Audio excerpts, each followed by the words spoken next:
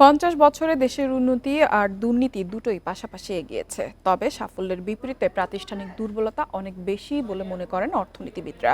বৃহস্পতিবার বেসরকারি গবেষণা প্রতিষ্ঠান সিপিডির বই উন্মোচন অনুষ্ঠানে এসব মন্তব্য করেন তারা। বিকাশে কম খরচে ক্যাশ আউটের লিমিট বেড়ে 50,000, প্রিয় এজেন্টও 2টা।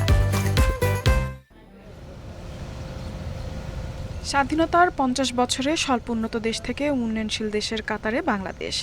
দেশের জিডিপির প্রবৃদ্ধি এখন 6%-এর বেশি। সমানতালে বেড়েছে দুর্নীতি ও অনিয়মও। দেশের 50 বছরের অর্থনীতি ও রাজনীতি নিয়ে রচিত প্রবন্ধে এসব বিষয় তুলে ধরেছেন অর্থনীতিবিদরা। সিপিডির বই উন্মোচন অনুষ্ঠানে অর্থনীতিবিদরা বলেন, এই মুহূর্তে কয়েকটি বিষয় দ্বিতীয় প্রজন্মকে চ্যালেঞ্জের সামনে নিয়ে গেছে।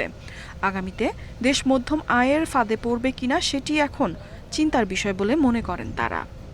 প্রথম প্রজন্মের যে চ্যালেঞ্জগুলি ছিল বাংলাদেশের সামনে, সেটা আমরা মোটামুটি একটা ভালোভাবে সেটা আমরা মোকাবেলা করেছি। কিন্তু এই সাফল্য আমাদেরকে দ্বিতীয় প্রজন্মের চ্যালেঞ্জের সামনে নিয়ে গিয়েছে।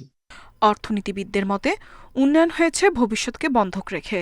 দুর্নীতি এখন ধনীদের মূল এজেন্ডা। তাদের মতে, আগামীর অর্থনৈতিক এজেন্ডা হতে হবে রাজনৈতিক।